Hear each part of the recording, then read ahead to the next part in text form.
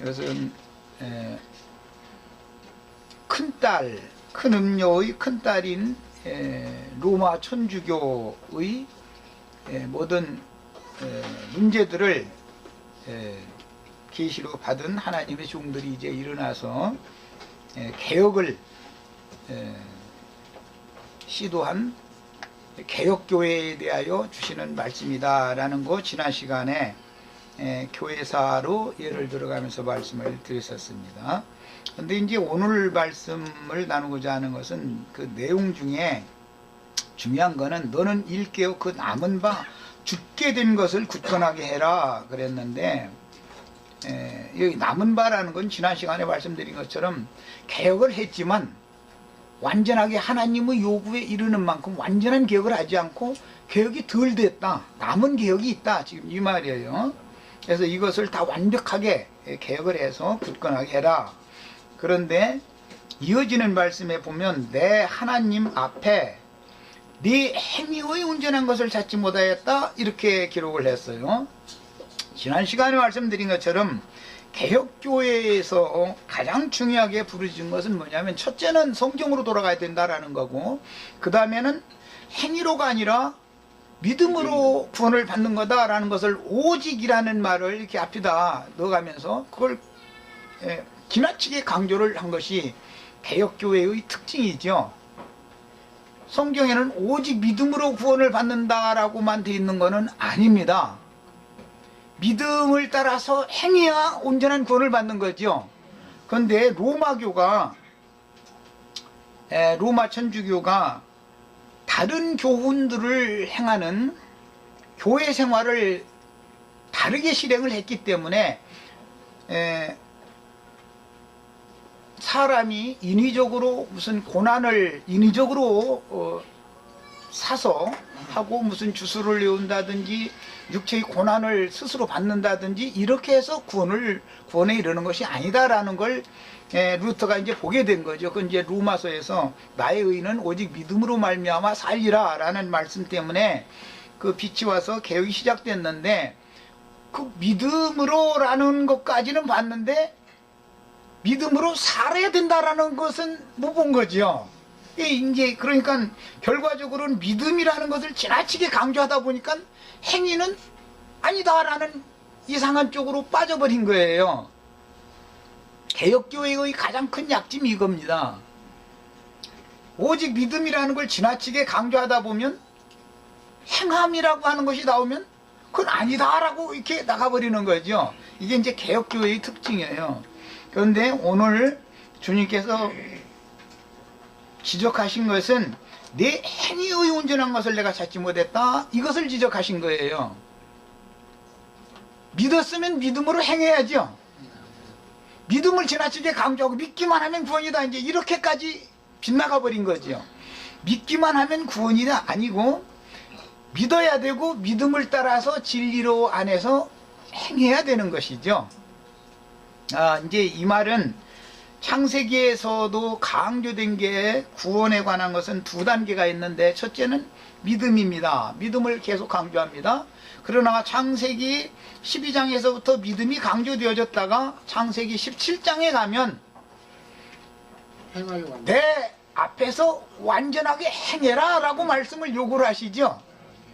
17장에서 22장 사이에 믿음의 완성이 나오는데, 완전하게 행한다는 것은 완전한 행위의 근거는 할례의 표시를 받는 것이에요. 그 다음에는 할례 받은 사람이 하나님의 약속에 따라서 아들을 주십니다. 이제 그러면 이것을 거듭났다 그러죠. 새 생명, 영적 아들을 줬단 말이야. 육적인 아들은 지금 있었어요, 이미. 그런데 할례를 받은 다음에 영적 아들을 주셨고, 그가 장성하기 바로 직전이겠지만은 몇 살 때라고는 나와 있지 않으니까, 그가 온전히 행하라는 요구를 정말로 아브라함이 믿음으로 행하는지를 보기 위해서 약속으로 주셨던 아들을 이제 나에게 바쳐라 그랬죠. 그걸 요구할 때도 이제는 군말 없이 갖다 바쳤어요. 그래서 네가 이같이 내 앞에서 온전히 행하였은즉, 이제 거기서 이제 행하였은즉이에요. 자, 이 성경이 말하는 단계를 잘 알아야 되는데, 남은 바라는 것은 뭐가 남았다는 거예요? 행하는 것은 아직 부족하다, 그 말이에요. 사실은 믿음으로 구원을 받는다라는 교리를 알고 믿는다라는 것을 강조한 것까지는 회복이 됐어요. 그러나 로마교 사람들은 거듭난 영으로, 구속받은 영으로 행하는 것이 아니라, 영을 따라 행하는 것이 아니라 육으로 행했기 때문에 문제인 것이지. 그래서 그 앞에 두아디라 교회 보면 뭐 사랑과 믿음과 섬김과 인내와 막 사업과 이런 것들이 있었죠.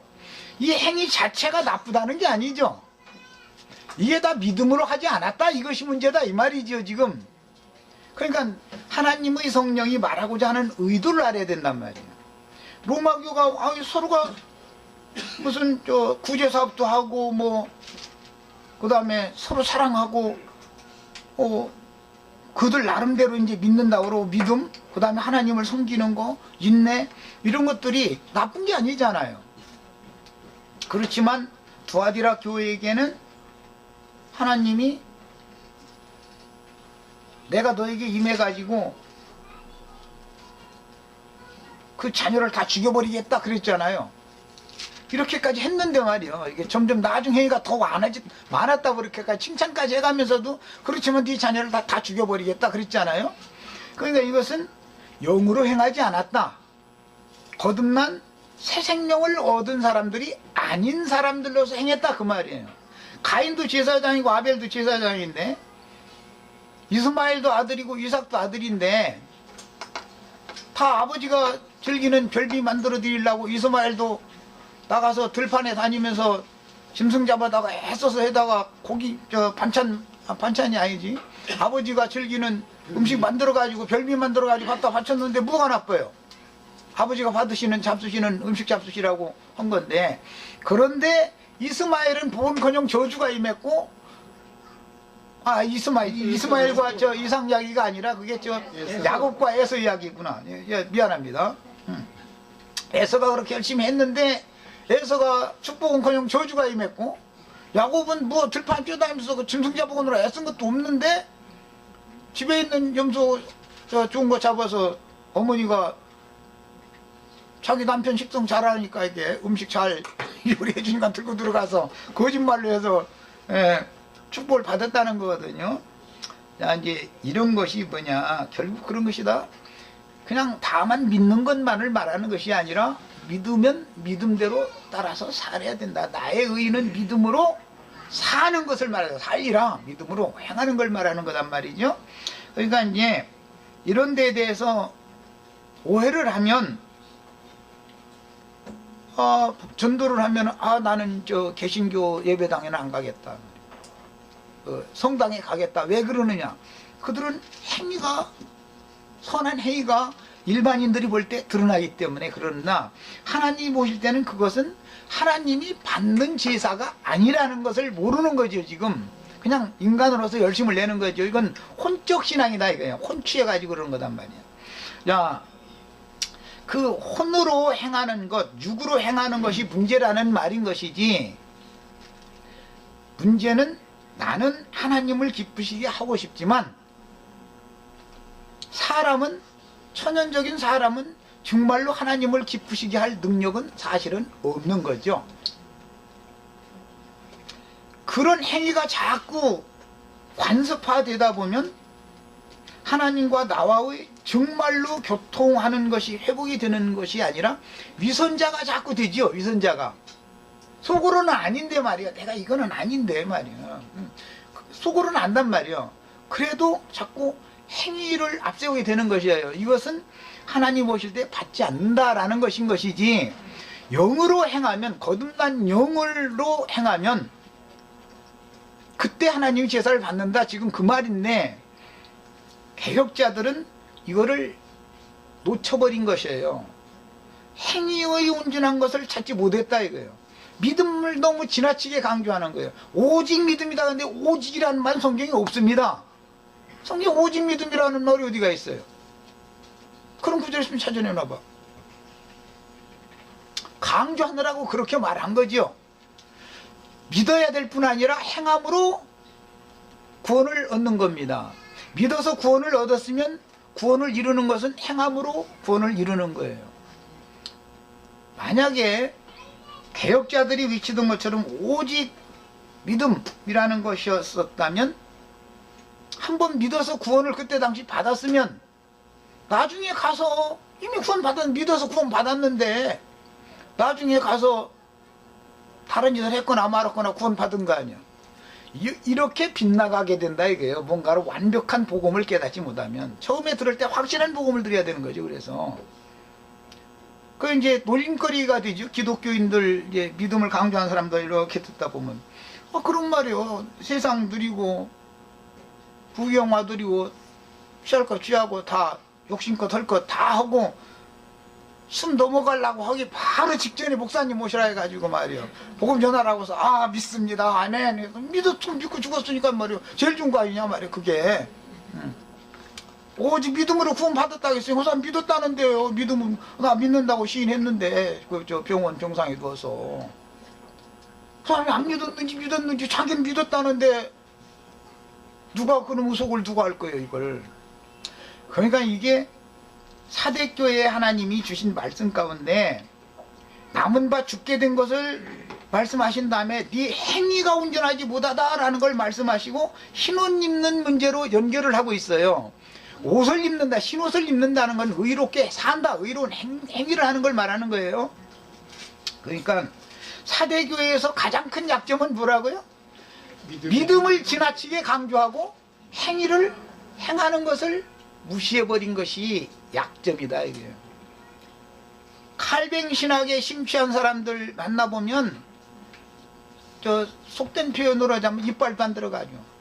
자기네들은 이미 그냥 영원 전부터 아주 구원받기가 이미 예정되었고 나 믿었으니까 이제 그냥 우리는 특별히 그냥 하나님이 선택해가지고 믿어지게 만들어가지고 믿었으니까 나는 구원받았고 이제 구원포다 뒤에다 이렇게 싸질머지고 다니고 다른 사람들은 아니다 이거야. 이렇게까지 빗나가 버리는 거죠. 이거는 하나님이 보시기에는 그건 온전한 행위의 온전함을 하나님 앞에 드러내지 못한 사람들이고 흰옷을 입고 주와 함께 동행하는 사람들이 아니다 이거예요.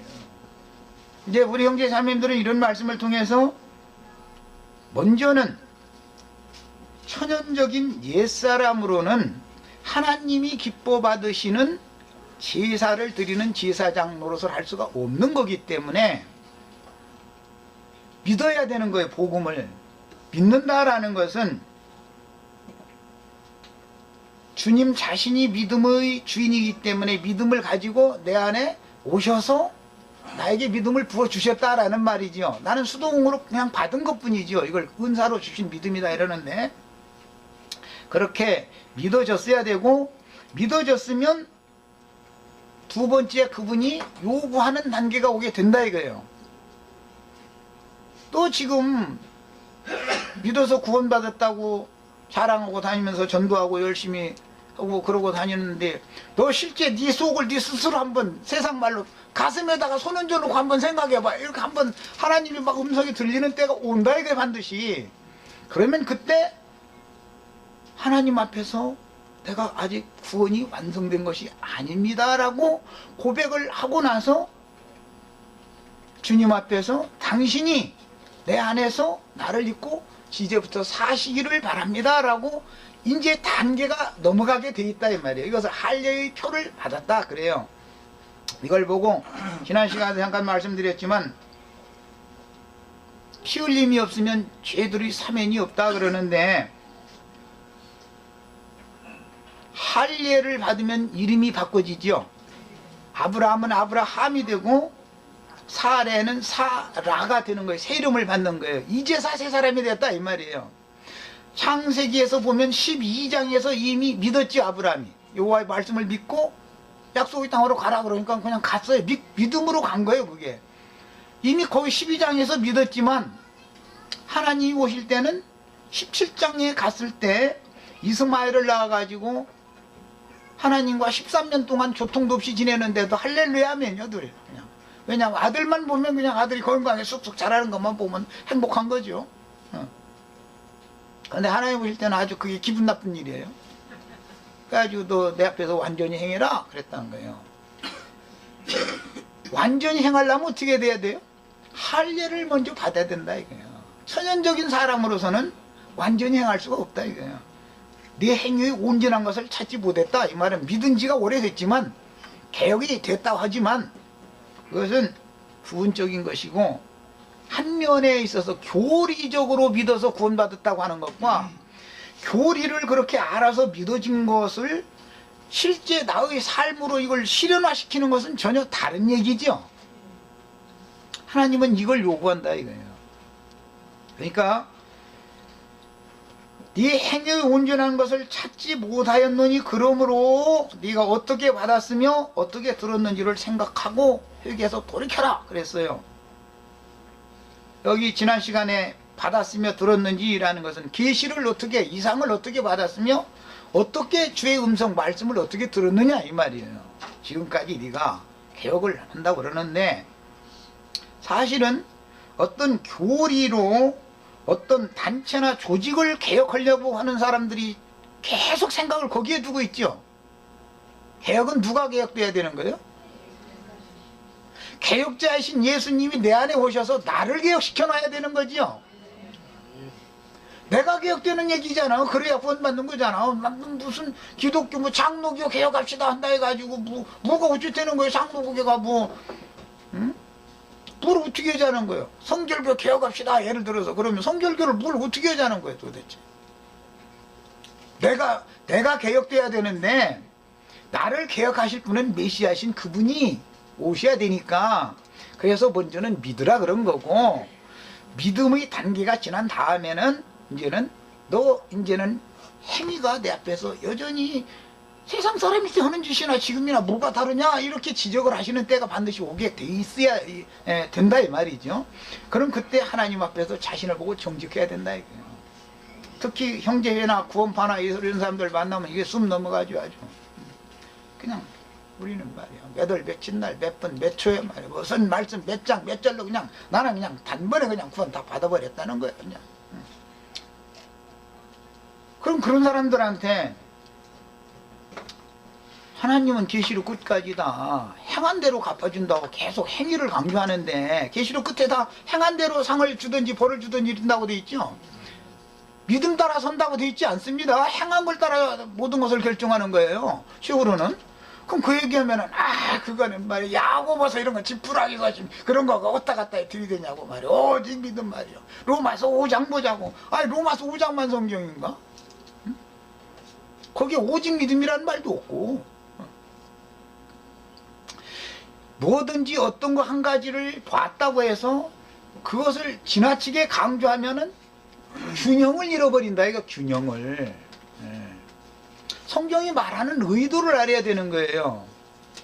자, 그러니까 이제 개신교계의 약점은 천연적인 사람이 육체의 행위로 하나님의 영광을 이룰 수 없다라는 것을 본 것은 너무 잘한 거예요. 굉장한 빛이죠. 그렇지만 믿음을 따라서 살아야 되는 거예요. 믿음으로 행해서 하나님 앞에 그 행위가 온전하다라는 인정을 받아야 주와 함께 흰옷을 입고 동행을 한다. 너와 함께 한다 그랬죠? 어떻게 한다고 그랬어요? 그 옷을 더럽히지 아니하리니 흰옷을 입고 나와 함께 다닌다 그랬어요. 함께 다닌다는 건 주와 동행한다 이 말이요. 주님이 나와 함께 살려면 그분이 나와 함께 동행을 해야만 하나님이 보실 때 나의 행위가 온전한 거다 이 말이잖아요 지금. 주님이 생명이 되셔서 나의 생명이 되셔서 그분이 나를 입고 사셔야만 하나님이 보실 때는 그것은 온전한 행위다 이 말이에요. 그게 흰옷을 입고 다니는 거예요 주와 함께. 그런 것이 주님과 나와 교통이 완전히 회복되지도 않고 말로는 믿었다고 그러고 몇 월 며칠 날 몇 분 몇 초에 말이야 성경 몇 장 몇 절로 구원받았다고 하는데 하는 짓은 말이야 세상 사람보다도 뭐 나을 것이 조금도 없어. 그러면서 엉뚱한 소리 하면 하나님 보실 때는 사대교회 오늘 주신 말씀과 똑같은 책망을 하시기 마련이다 이거예요.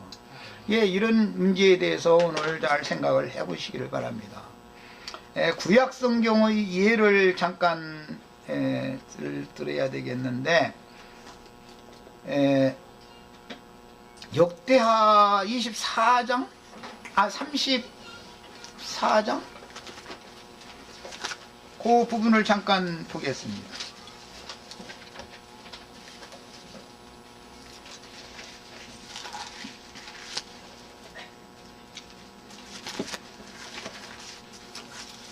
자꾸 내가 이제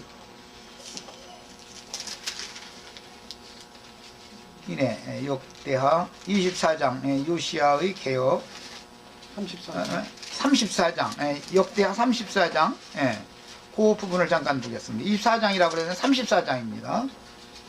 그 요시야 이야기죠. 히스기야의 손자가 요시야죠.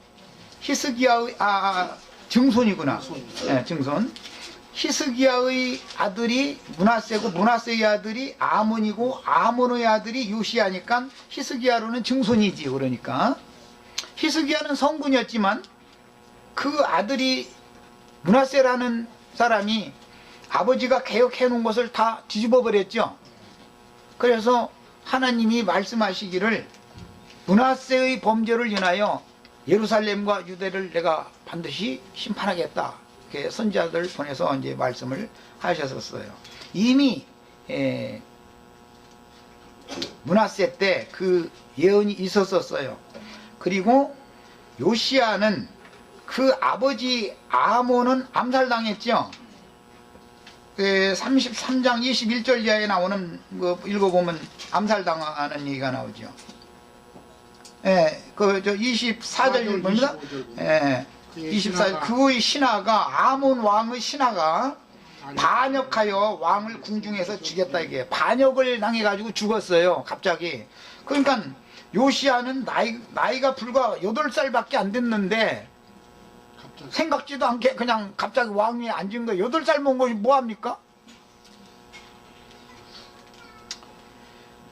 그런데 그가 20세 되었을 때부터는 완전히 개혁자가 됐단 말이에요. 요시야가. 그 요시야의 일생에 대해서는 이제 오늘 이 시간은 뭐 다 얘기하기는 어렵지만 요시야는 마지막 완전한 개혁자를 상징하는 거예요. 히스기야는 부분적인 개혁을 하고 죽었고 그 뒤로 개혁이 폭삭 썩어버리는 거예요. 갑자기. 그리고 나서 히스기야의 증손인 요시야가 개혁을 완전히 이제 단행을 하게 됐죠. 자, 이스라엘 역사에서는 그렇습니다. 그런데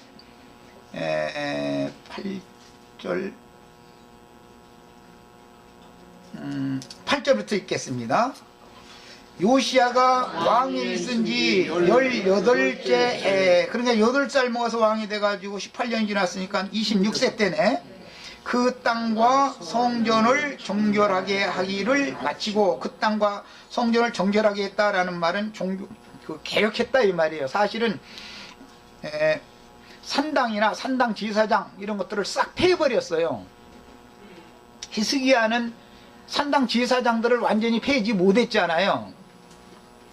그의 하나님 여호와의 전을 수리하려 하여 아사랴의 아들 사반과 시장 마세야와 서기관 요아하스의 아들 요아를 보낸지라. 그들이 대제사장 힐기야에게 나아가매 전에 하나님의 전에 헌금한 돈을 그에게 주니. 이런 걸 보면 요시야는 평상시에 여호와의 전을 수리를 하겠다라는 마음을 원래 먹고 있었었죠.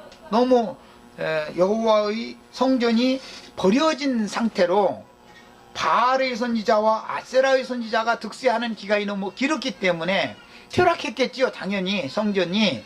그러니까 요시야는 하나님께 열심히 있는 사람이었기 때문에 하나님의 전에 대해 성전에 대해서 열심히 있었기 때문에 헌금을 평상시에 조금씩 모아서 성전의 금고에다가 모아두게 했어요. 자, 이제 10절 이하입니다. 그 돈을 여호와의 전 공사를 감독하는 자들의 손에 넘기니. 그래서 이제 공사가 시작이 됐어요. 14절 이제 더 봅니다. 무리가 여호와의 전에 헌금한 돈을 꺼낼 때에, 자, 여호와의 전에 헌금한 돈을 꺼낸다라는 거예요. 여호와의 성전의 퇴락한 성전의 금고에, 그게 보고지어로 말하자면 거기에 헌금을 평상시에 했던 돈을 꺼내느라고 이제 궁보통을 확 뒤집은 거죠. 말하자면 다 턴 거죠. 그랬더니 hil기야가 hil기야는 그때 당시 대제사장이에요. 모세가 전한 여호와의 율법책을 거기서 발견을 했다는 거예요. 자, 지금까지 그러면은 이 율법책이 백성들에게 읽혀진 사실이 없었던 거죠. 성전 근고라는 것은 아무나 들어가서 대제사장도 함부로 손댈 수 없는 거단 말이에요. 그런데 이것은 특별히 왕의 명령이 떨어져서 돈 모아지는 대로 갖다 이렇게 넣기만 했다가 이제는 그걸 금고를 다 이제 털어라 그런 거죠. 털어가지고 돈을 다 꺼내서 이것을 퇴락한 성전을 다시 고쳐야 되겠다, 수리를 해야 되겠다 해서 왕명이 떨어졌기 때문에 그를 하려고 금고를 뒤집었더니 그 속에 율법책이 감춰져 있더라는 거예요. 이게 이제 나온 거예요. 한번 생각해 보세요. 로마교로부터 시작해서 개혁자들이 일어나기 전까지는 하나님의 말씀이 다 감춰져 있는 거죠. 읽혀지지 않는 거죠. 백성들에게는. 역사상에 이런 일이 있었던 것이 신약의 교회사에 그대로 이게 적용되는 거예요. 예. 자, 율법책을 발견을 했는데 그 율법책을 가지고 왕에게 갖다 주니까 이제 왕이 그것을 읽었어요. 18절부터 봅니다. 서기관 사반이 또 왕에게 아뢰어 이르되 제사장 hil기야가 내게 책을 주더이다 하고 사반이 왕 앞에서 그것을 읽음에 왕이 율법의 말씀을 듣자 곧 자기 옷을 찢더라 그랬어요. 이것은 자기 옷을 찢는다는 거 깜짝 놀라는 세상에 우리가 지금 하나님의 말씀을 너무 모르고 하나님의 말씀을 버리고 바알과 아세라의 사제들이 가르치는 교리, 조직신학만 계속 세뇌당하다 보니까 하나님의 말씀과 우리는 너무 상관없는 짓거리들을 여태 해왔구나 라고 하는 것을 이제 깨닫고 깜짝 놀란 거예요, 왕이. 자, 그 다음에 더 읽어나갑니다. 21절. 너희는 가서 나와 및 이스라엘과 유다의 남은 자들을 위하여 이 발견한 책의 말씀에 대하여 여호와께 물으라 그랬어요.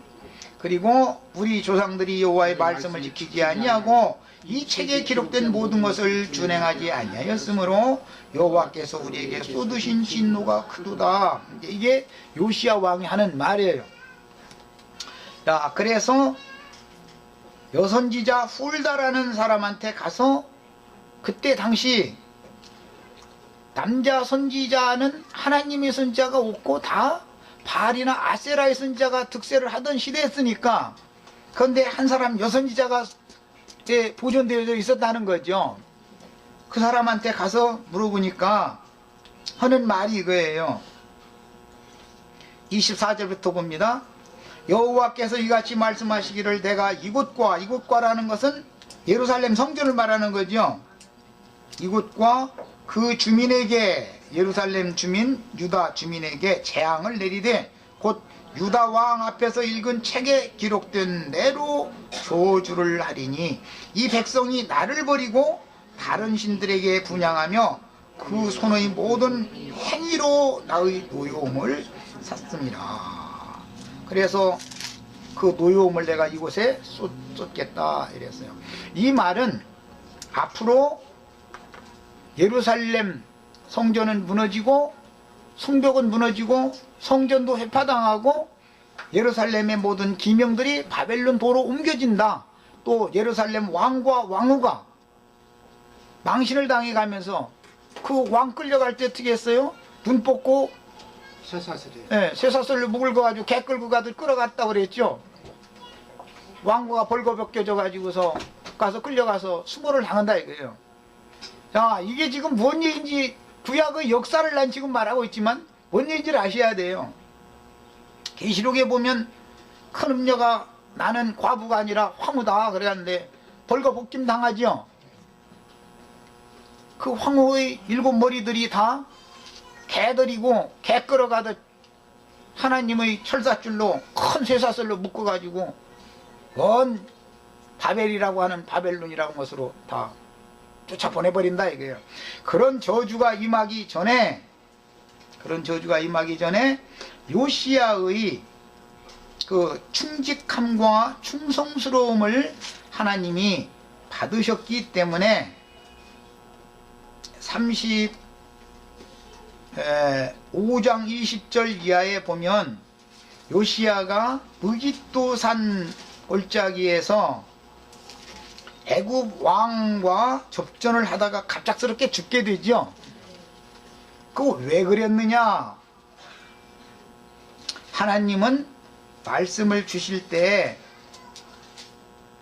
요시야 너는 내 앞에서 충성스러운 종이었기 때문에 지금 율법 체계에서 말하는 이 저주가 임하기 전에 그런 악한 날을 너에게는 당하지 않고 평안히 내 열조에게로 돌아가서 쉬게 해주겠다라고 약속을 주셨죠.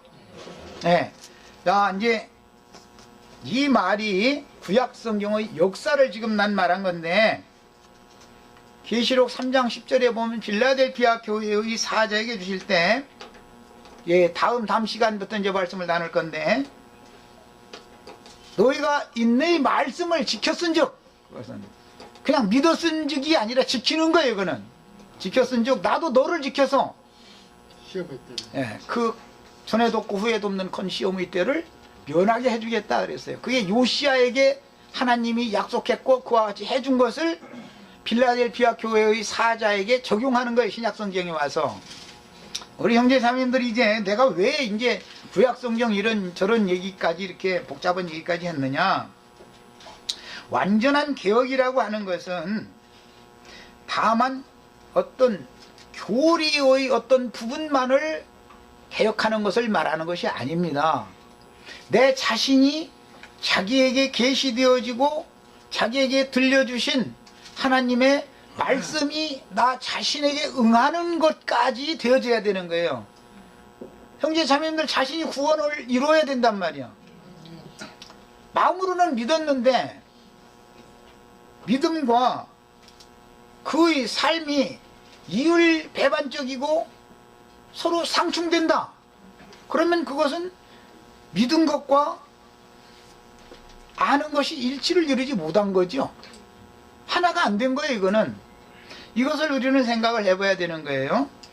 이제 그러면은 이제 지금 기독교계에서 그 개신교계에 있는 사람들이 이제 이 얘기 들으면 이제 다 벌떼같이 일어날 거예요. 그러면 말이요, 루터가 제창하고 칼뱅이 이것을 확립시켜는 그러면은 기독교계의 조직신학을 다 부인하느냐고. 예, 그거 부인합니다. 구약성경에 개혁자들이 하는 일은 뭐냐면, 첫째가 바알의 사제들과 아세라의 사제들이 가르치는 그들의 교훈이라, 음료의 교훈이라고 그래요. 그들의 교리를 개혁하는 거예요. 오직 하나님의 말씀을 깨로 돌아가는 거예요. 하나님의 백성들이 하나님께로 돌아간다라는 뜻은 말씀께로 돌아가는 걸 말하는 거예요. 하나님의 말씀은 배격당해. 그렇다고 해서 하나님의 말씀이 어디로 떨어지거나 없어지는 게 아니죠. 어디에 있었어요? 성전의 가장 깊은 금고 속에 들어있었죠. 하나님의 말씀이 없어지는 건 아닌 거예요. 다만 어떤 시대에는 하나님의 말씀이 사람들에 의해서 밟히기 때문에 사람이 고안해낸 교리를 믿으려고 그러지 하나님의 말씀으로 돌아오려고 안 하니까 계속 선지자들을 보내서 하나님이 요구하는 건 단순히 이거예요. 너희가 내게로 돌아와라. 그럼 나도 너희에게로 돌아가겠다. 너희가 나 여호와의 말씀을 버리고 나를 떠났은즉 나도 너희를 버리고 떠났다. 그럼 너희가 내게로 돌아와라. 그러면 뭘로 돌아오라는 거예요? 말씀께로 돌아와라 그 말인데, 하나님의 말씀께로는 돌아오려고는 않고 사람이 고안해내서 만든 조직 신학 교리를 붙들고 계속 늘어지면 하나님은 이 사람들을 벌하지 않을 수가 없다 이거예요. 그런데 요시야와 같이 충성된 종이 일어나서 하나님의 전이 너무 퇴락한 사실을 가슴 아프게 생각하고 이것은 교회가 너무 타락한 것을 가슴 아파한다 이 말이에요. 하고 이건 교회를 회복시켜야 되겠다 해서 성전 수리로 상징이 된 거예요. 그것은 형제 자매님들의 신앙이 너무 타락했다 이 말이에요. 이것은 안 되겠다 해서 개혁을 수리한다라는 말은 영혼을 새롭게 하는 걸 말하는 거잖아요. 개혁을 가르치고 이것을 재창하는 그런 충직한 중인 요시야와 같은 왕이 세움을 받으면 버린 이스라엘 백성들이 바알과 아세랴 선지자들의 교리를 잘 알고 있지만 하나님의 말씀에 대해서는 너무 모른다 이거예요. 하나님의 말씀은 무시해버리니까. 얼마나 내가 성경을 많이 읽으라고 계속 권하다가 도저히 이건 안 되겠다 싶어서 가장 빠른 방법은 뭘까? 생각하다 첫 시간에 다 같이 모여서 성경 일단 1시간 읽고 그 다음에 말씀 2시간만 나누자 이런 거예요. 무조건 말씀을 가르치는 것이 다가 아니다라고 내가 깨달았기 때문에 그런 거예요. 성경을 알아야 된다 이거예요. 모든 백성이 성경을 읽어야 된다 이거예요. 기본적으로 하나님 말씀을. 그래도 이것이 나는 제일 빠르게 하나님 앞으로, 하나님의 영광 앞으로 형제 자매들의 영혼을 인도해주는 가장 빠른 길이다라고 확신을 하고 있기 때문에 이렇게 하는 거예요. 그래서 실제적으로 개혁된다라는 말은 나의 심령과 나의 마음이 새로워진다라는 말인 건데, 성전이 수리된다라는 말도 결국은 새 영과 새 마음으로 회복된다 그 말이죠. 네. 그런데 새 영과 새 마음으로 회복이 다 완전히 되어지고 나면 사람이 그 빛에 의해서 인도를 받기 때문에 그런 교회 생활을 실행하게 돼 있다 이거예요. 행위는 자연히 따라오는 거다 이 말이에요. 그렇게 믿고 그렇게 아는데 그렇게 행하는 건 너무 당연한 거예요. 믿고 아는 것이 부족하면 그렇게 행할 수밖에 없는 거예요 또. 그래서 4대 교회에 성령께서 오신 오늘 우리에게 하신 말씀이 중점이 뭐냐, 남은 바 죽게 된 것을 굳게 해라 해가면서 네 행위가 온전치 못하다 이걸 지적하고, 몇 명은 흰옷을 입고 나와 함께 다닌다, 이기는 자들에게는 내가 흰옷을 입고 다니게 해주겠다 이거예요. 4대 교회의 이게 특징이에요. 그러면 이제 결론적으로는 그러면 교회 생활을 어떻게 실행할 것이냐라는 이제 결론에 이르게 되는 건데, 로마교가 그렇게 교회 생활을 잘못 실행하는 것을 보고 개혁자들이 일어나서 개혁을 했으면 로마교의 행습을 따라 하면 안 되죠. 사람의 손으로 짓는 성전을 건축하고 이것이 교회라고 가르치면 안 되는 거죠. 로마교의 신부 제도를 잘못됐다, 이건 신부 제도가 아니고 주님께서 만인 제사장을 외쳤어요. 그 개혁자들이 외친 건 두 번째는 그거예요. 누구나 다 구속받은 성도들은 다 하나님을 섬기는 권위 있는 제사장이다. 그러므로 교회라는 것은 제사장들의 나라다, 이것을 외친 거예요. 그러면 신부 제도 대신에 목사 제도를 똑같이 하면 안 되는 거죠. 누구나 다 하나님을 섬기는 제사장들이 다 돼야 되는 거기 때문에 말이에요. 여기 이제 부수적으로 들어가면 그럼 다 가르치는 자고 다 사도고 뭐 그런 뜻은 아니고, 은사가 다 다르니까 자기 은사를 교회에서 은사대로 행하는 거예요. 이렇게 자율적인 교회로 실행을 해야 된다 이거예요. 그러나 로마교의 획일적인 종교 제도, 율법 제도에 따른 획일적인 그런 제도를 행하는 것을 개신교가 그대로 본받았다 이거예요. 그럼 완전한 행위가 완전한 게 아니란 말이에요. 그것은 다만 믿음으로 구원받는다라는 것을 본 것을 가지고 외쳤을 뿐이고, 사제 제도가 틀렸다, 신부 제도가 아니고 만인 제사장이 되어야 된다라는 것을 봤으면 만인 제사장을 행해야 되잖아요. 그런데 사대교회의 개혁자들의 특징이 뭐냐, 로마교도 여러 번 내가 말씀을 드렸지만 일치가 안 돼요. 뭐 때문에? 교리 때문에. 처음에 신론에 가서는 일치가 됐어요. 그리스도론까지 억지로 일치를 만들었어요. 억지로 동방교회와 서방교회가. 그러나 성령론에 들어가면은 일치가 영 안 되는 거예요. 그 다음에 교회론에 가면 이제는 완전히 멀어지는 거예요. 그래서 동방교회 서방교회가 하나가 안 된 거예요. 일치가 될 수가 없어요. 뭐 성경이 아버지께로 나오냐 아들로부터 나오냐 이래가지고 막 싸우기 시작하가 안 되는 거예요 이게. 교리라는 것으로 사람의 교리로는 일치가 될 수 있다 없다? 없어요. 사람이 하나 된 교회를 세울 수 있다 없다? 이미 주의 성령께서 예수 그리스도를 보내서 개혁을 완성하셨고 성령이 이미 하나 되게 하셨기 때문에 사람이 할 일은 이미 하나 되게 한 것을 힘써 지킬 뿐인 것이지 하나 되기 뭔 운동을 하는 게 아니죠. 그런데 로마교가 일치를 위해서 종교회의를 계속했어요. 반대파가 나오면 그때는 다 죽여요. 이단으로 정죄를 해가지고 이렇게 해서 수많은 피를 흘렸어요. 이것을 개혁교회들이 나중에 개혁을 한 사람들이 장로들이 다스려야 된다라는 장로교단이 생기게 된 거죠. 신부가 교황이 교회를 다스린 게 아니라 장로들이 각 지역교회를 다스리는 거다라는 걸 봤단 말이에요. 그러면 장로들을 각성에 세워서 다스리게 하셨으면 그대로 하면 되는 거예요 그냥. 그런데 개혁자들 자신이 야심을 버리지 않기 때문에 장로에 대한 교리를 조금 깨달은 게 있으면은 장로 교단을 딱 세우고 나서는 지가 교단의 총회장이 딱 된다 이거예요.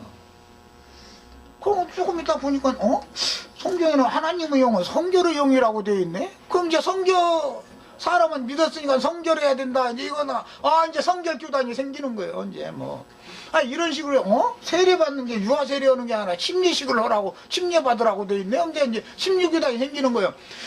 이런 식으로 해서 각 많은 교단으로 분리가 되어지는 까닭은 개혁자들 자신이 자기가 기득권을 가지고 교주 노릇을 하려고 하는 야심을 버리지 않기 때문에 동로마와 서로마가 교리적으로만 차이난 게 아니라 정치적으로도 동방교회 교황이 로마 전역을 다스릴 거냐 서방교회 교황과 나눠서 다스릴 거냐라는 서로의 정치적인 야심을 내려놓지 않기 때문에 사실은 일치가 안 됐었던 거예요.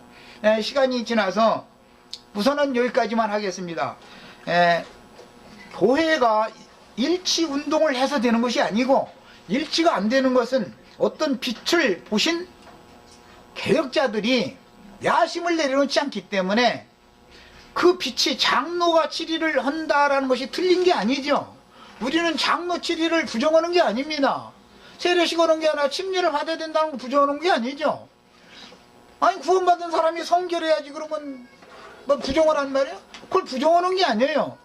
부분적으로 뭘 깨달았다고 해서 교단을 차리고 자기가 거기서 그 교단의 으뜸이 되려고 그러면은 교주가 되려는 야심을 버리지 않는 한은 절대로 일치라는 건 될 수가 없는 거다라는 걸 지금 내가 말씀을 드리는 거예요. 우선은 여기까지 하고 애찬하신 다음에 오후 시간에는 우리 한영배 형제님하고 우리 한자매님 모처럼 왔으니까 간증도 좀 듣고 그 안에 어떻게나 살았는지 딸 시집 보냈더니 신정해 온 것 같은 기분이네. 오후 시간에 그렇게 누림을 갖는지 편하겠습니다.